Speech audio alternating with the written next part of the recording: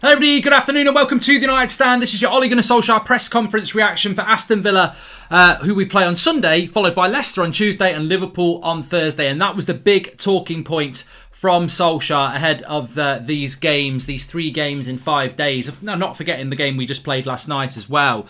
Look, I tell you what, I love Ole Gunnar Solskjaer. I've always loved Ole Gunnar Solskjaer, and I love him because of what he did as a player for Manchester United. But I think he's such a likeable guy, and that doesn't mean that at some point in the future I won't be saying he's not good enough and he needs to go. That's just facts, reality, if that happens. But I really do hope he's successful because for whatever reason, we've all got our doubts, and I think we all do have our doubts. Even the most, loyal Ole Gunnar Solskjaer fan, you've still got your doubts. Of course you have.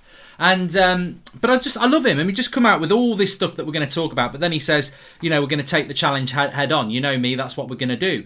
But really interesting comments from Solskjaer that we'll get into. Also, he spoke about Cavani. I've just seen something breaking from, now I don't know how credible this is, that Manchester United are not interested in Jadon Sancho, they're interested in Jude Bellingham, and this is from Christian Falk. I don't know whether anybody knows whether this is credible or not, but I don't think it's credible. I would say not true. Bellingham's not even been at Dortmund a year. They won't be selling him this summer.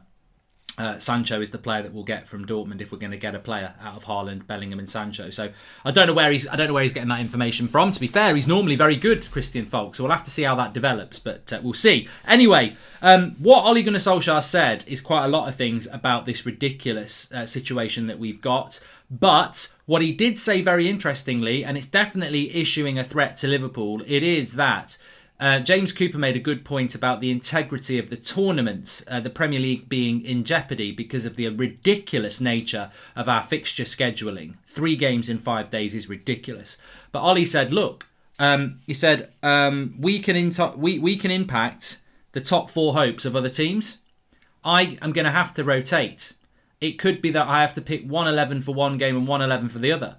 If I pick my strongest team for one game and I don't the other, then it's not my problem if I mess around with people's top 4 hopes. And I think it's an ultimatum to the Premier League, and it's a warning to Liverpool, because we're going to put our strongest team out against Liverpool next Thursday.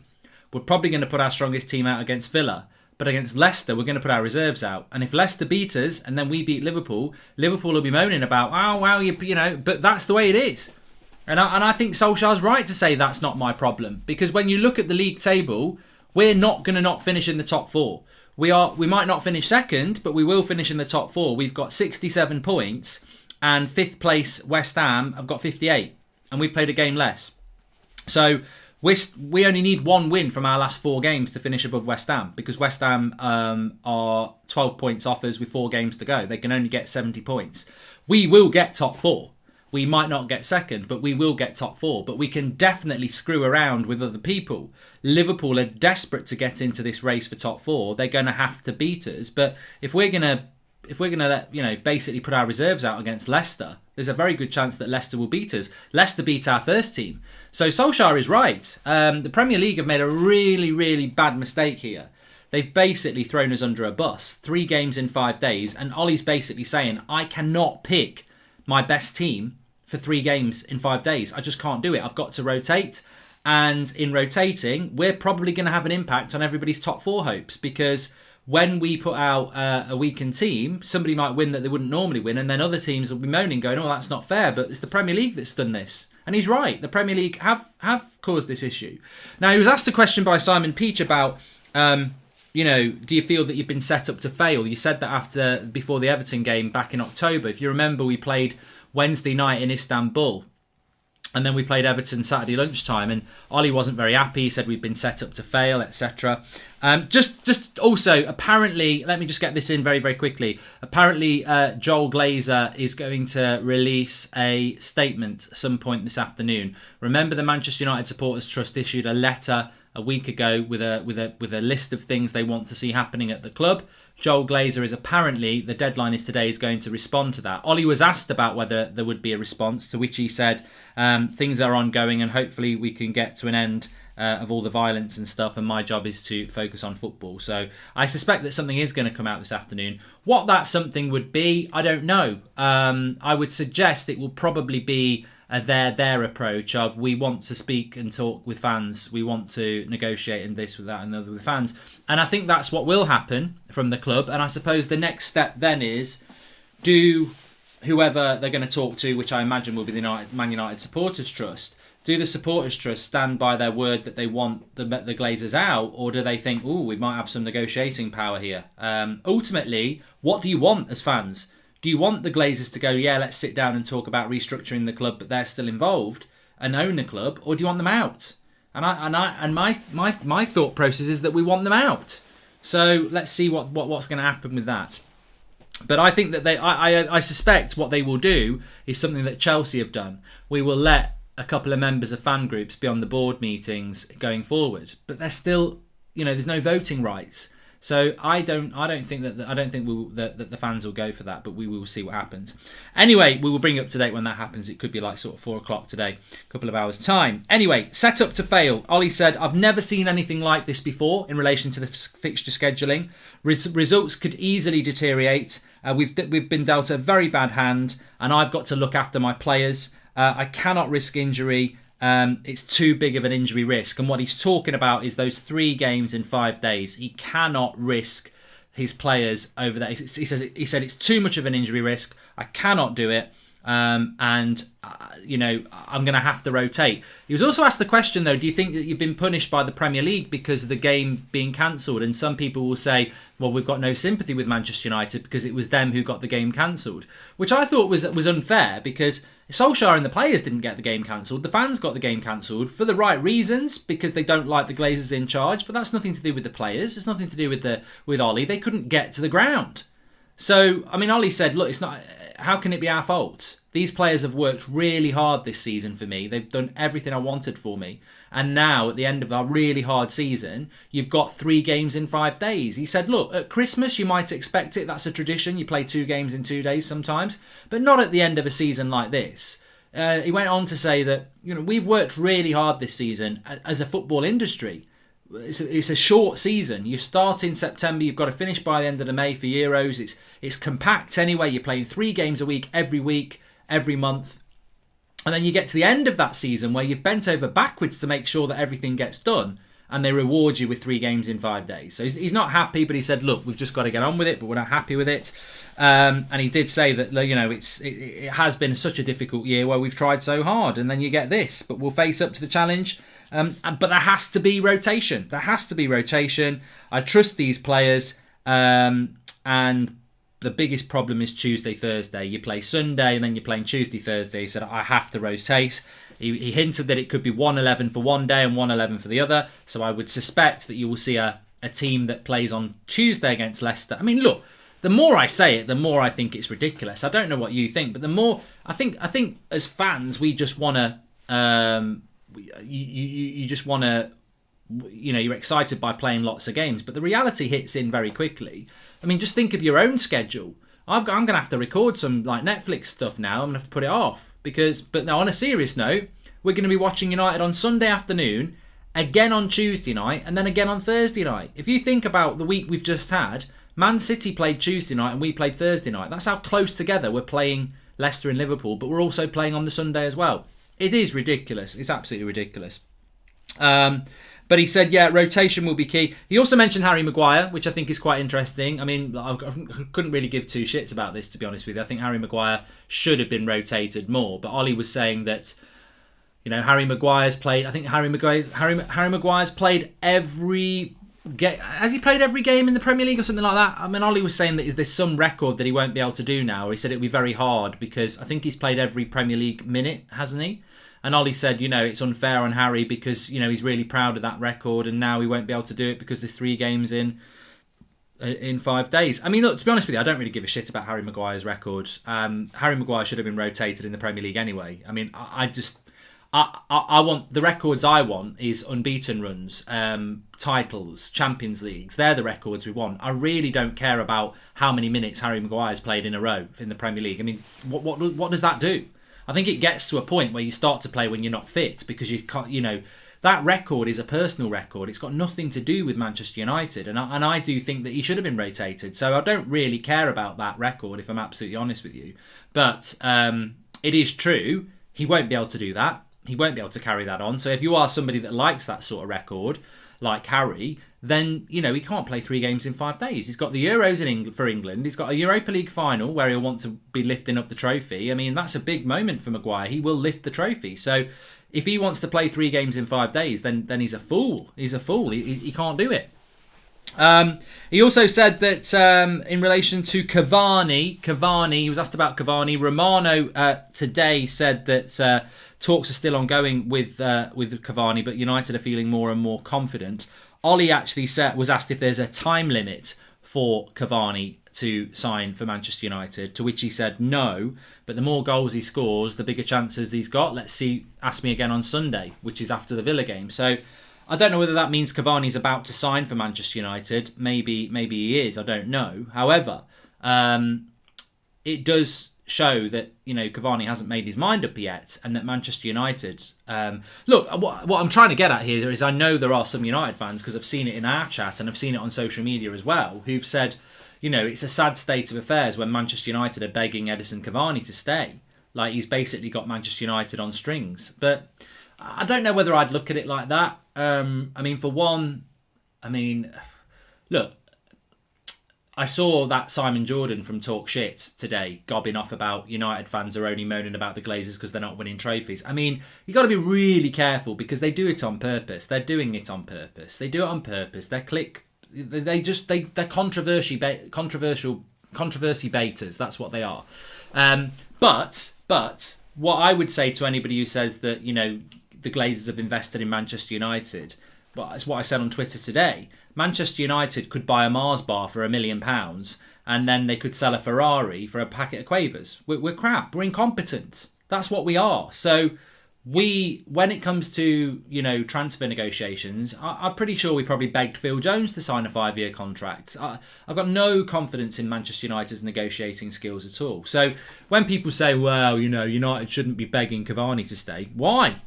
Why shouldn't we be begging Cavani to stay? He's actually performed very well when he's been fit. Yes, he's an injury risk, and he's missed quite a few games. I don't think he's been fit for a Man City game yet, and we've played him 3 times. But he's still, as we saw last night, one of our best players when he's available and playing for the team. So why would you want to lose a character like that? So I've got no issue with Man United, trying to get him to stay. The issue will be if he doesn't stay. Because if he does stay, we're all right in the striking positions. But if he doesn't stay, we've got problems. Also, Luke Shaw. There's talk of Luke Shaw's new contract again. This has been going on for a few weeks, to be fair. Look, we all want Luke Shaw to sign a new contract. I'm sure we do.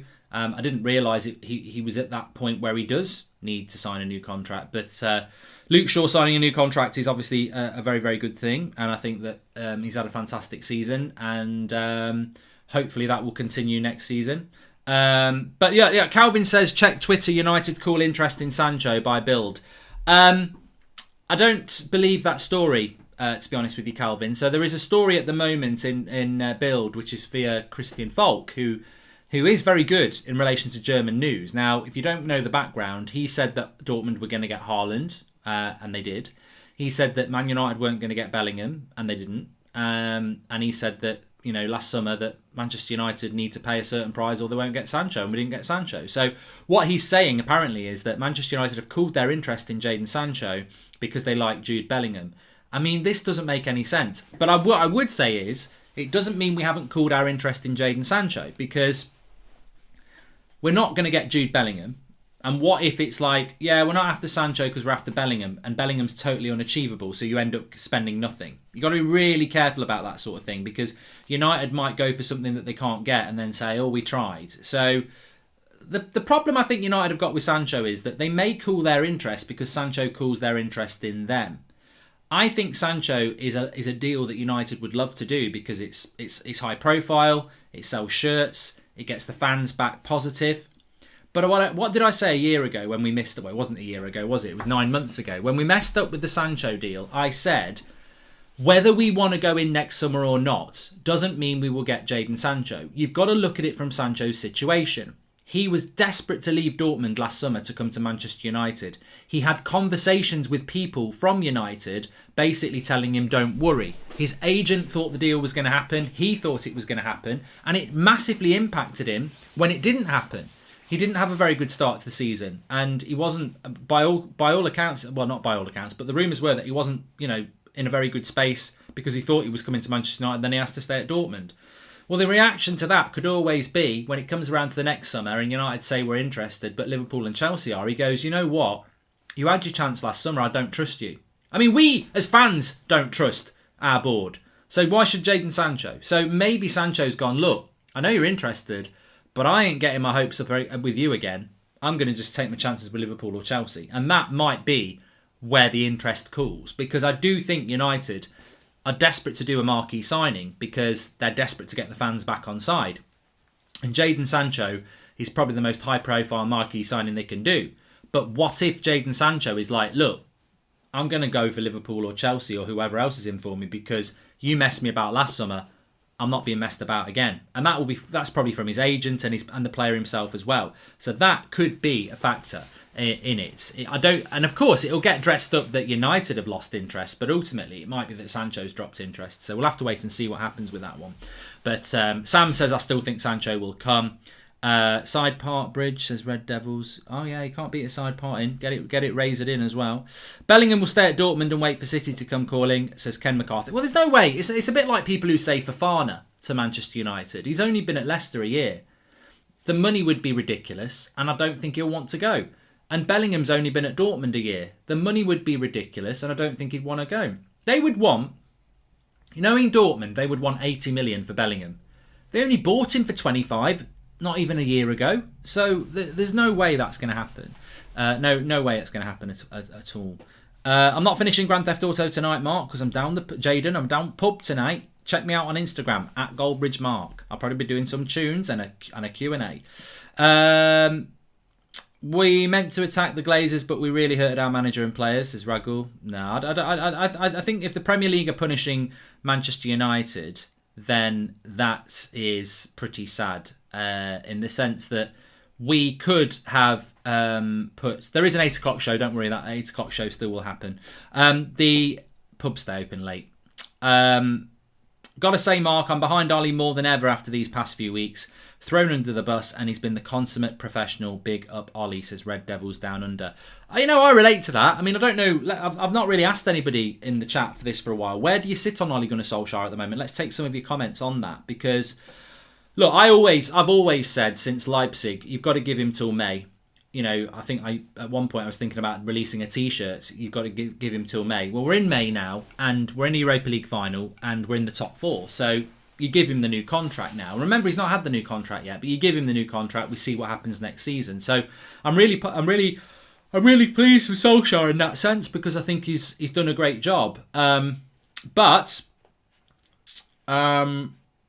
I think next season will be huge. I really, really do. But I do think he's managed the situation well in a very, very difficult situation. And I think, looking at the lot, like Red Devils Mally says that Ollie in next season is key, though. Lots of people saying Ollie in. My hate for Holly is reduced, says Annie. Ollie is my brother, says Ollie is my brother, says Off Guard Bridge. And Ollie deserves our trust, says Manan. Ollie in 100%, says OJ. Still got to improve, says Osama. Ollie in, says Morton. I'm happy with him, says Jack Nolan. Ollie doubt, says Jeremy. I'll be honest, I'm an Ollie doubter. I'm Ollie in, but I'm still an Ollie doubter, because it's like I want to see Manchester United win the league. I want to see Manchester United compete in the Champions League. And, I still look at that team, and even last night, Roma had a lot of players out injured. They did. And they played us off the park. So I still see a massive amount of improvement. But what I will say about Solskjaer, and I used to think he was a bit lucky, but he's not. We do grind out results. And sometimes those results against teams like Man City. So he has got something. I'd like to see him with everything. And what I mean by that is I'd like to see how Solskjaer did with a top-class CDM and a top-class centre-back. Few more lyrics for the song last night. I'm never going to go dancing again. Pepe's feet have got no rhythm. I'm never going to go dance again. The way United do. I'm never gonna Gdansk again. Pepe's feet have got no rhythm. And I'm never gonna Gdansk again. The way United do. I'm never gonna Gdansk again. Pepe's feet, it's got no rhythm. I'm never gonna Gdansk again. The way United do. I'm never gonna Gdansk again. Pepe's feet, they got to no rhythm. No, I'm never gonna Gdansk again. The way United do. Brilliant. Well done, Dion. That was absolutely fantastic. Even Gary Barlow likes it. What do you think? I thought it was absolutely incredible, Mark. I thought it was absolutely superb, fantastic. It was good. Well done. You've had a big shout out there, Dion. We should start doing that, you know. We should start making up songs for things because it's quite fun. We've got a massive community. We should. Here comes the rain again. Annie Lennox has just knocked on the door. Don't give up your day job, Mark. No, I can't sing. Druv says there's been decent progression under Solskjaer. Still needs improvement in the squad rotation. And Mark, maybe he's grinding out because the players right now are not good enough. And I think that's absolutely spot on, Advath. I do think that the players are grinding out results because they're ultimately we don't have the right set of players at the moment, and I think that's why next season will be very, very interesting. But it's going to be interesting to see if there is a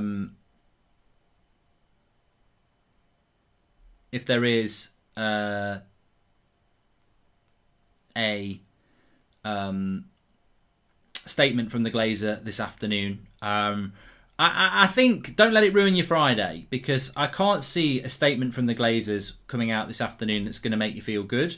What they're going to try and do is, what they have to do is extinguish the fire. So I think what will be offered is negotiations with the fan groups, and those fan groups will obviously be the normal fan groups that they talk to. But it's down to those fan groups what happens next, because realistically, if the fan groups say, all right, we'll listen to you, well, straight away you're listening to the Glazers and you're not acknowledging what you've been talking about for the last 2 weeks, is that you don't want the Glazers in charge. So it's going to be a very difficult and interesting situation after this Glazers statement, if the Glazers statement comes out, because I think what they're going to do is they're going to offer up negotiations, and you know, we want to put fans at the front of our vision. We want your say.